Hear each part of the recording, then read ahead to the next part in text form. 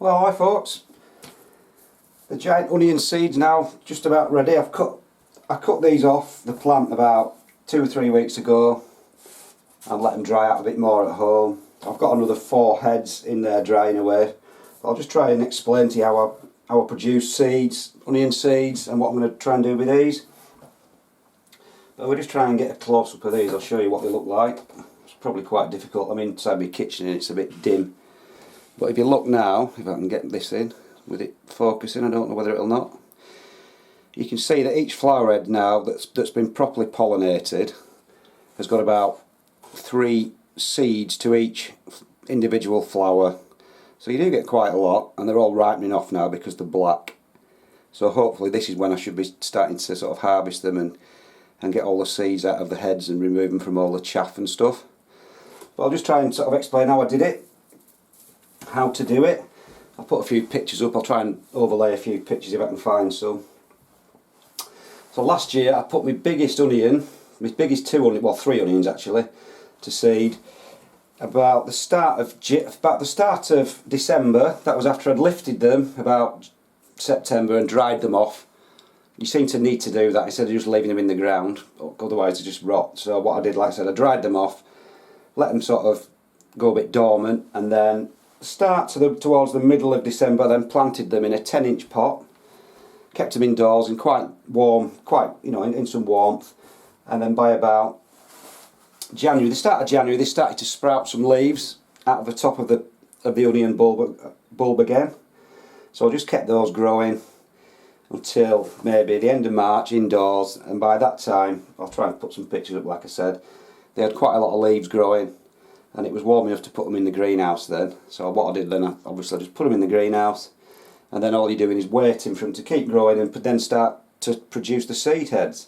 And then by about May time, the little seed heads started to come up. You could see them from the middle. Got 3 from most of the onions and 4 from the other. And then sometimes the onion bulb itself actually tries to go a bit rotten. So what you can actually do is strip the skins off. If they do start to rot, you can strip them right back, because as long as the new plant that's growing from the inside of the onion is rooted into the soil, it doesn't matter about all the skins of the old onion. So then by about June, then the seed heads had started to open, turned into a nice flower, really good looking flowers. And then by about July they were starting to get pollen and nectar and things, so that attracted the bees and the flies and stuff, and then they'll just fly around and pollinate them. That's why apparently it's important to put at least 2 or 3 onions down in one position, so then they can cross-pollinate. So if a bee goes from one onion to another, it's spreading the genes about, so you're not just reverting back to like being an inbred onion, if you will. So anyway, I put 3 onions in, so they should have had a bit of a mix of pollen from one to another.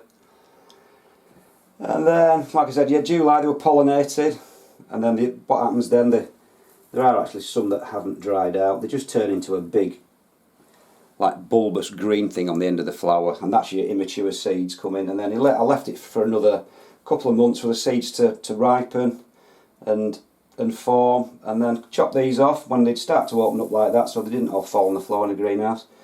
And now about 2 or 3 weeks later, they're ready to harvest. So another thing is, what I've noticed this year is you can get things called pips. You can actually produce pips, just pips, by when the head forms.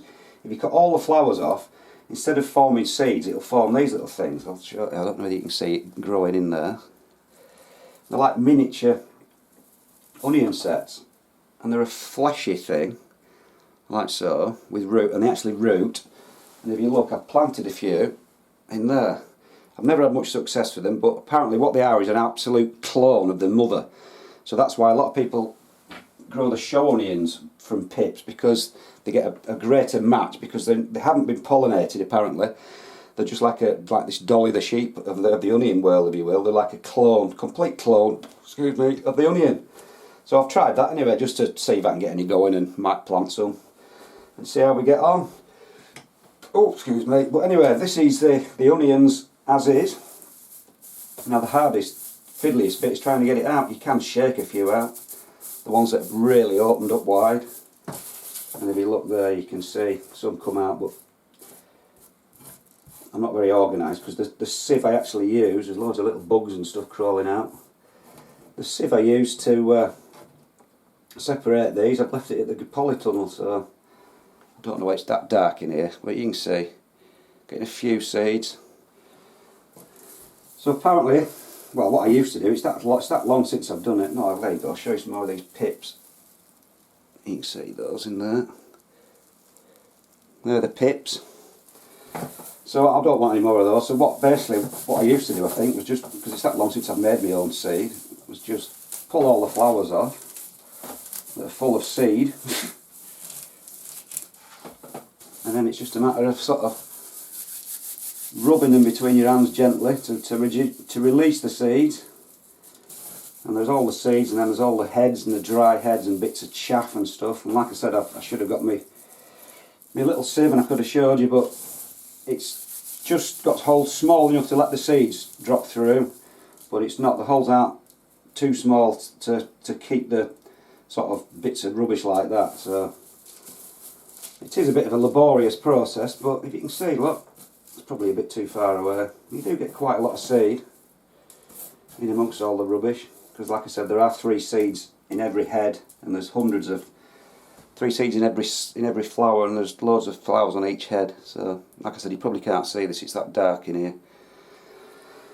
So that's how I do my onions. It's a bit of a faff, but once you've done it, you've got like a few years worth of seed if you want them, and it's not that difficult.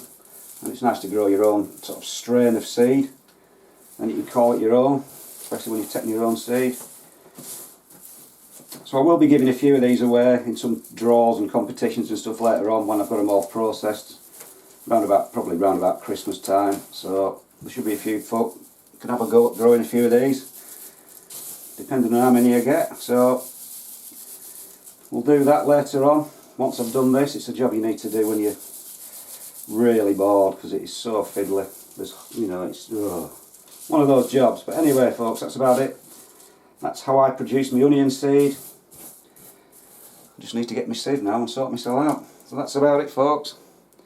Giant onion seed, almost ready. 10 months from planting to being ready. So it's a long old job. That's about it, folks. See you later.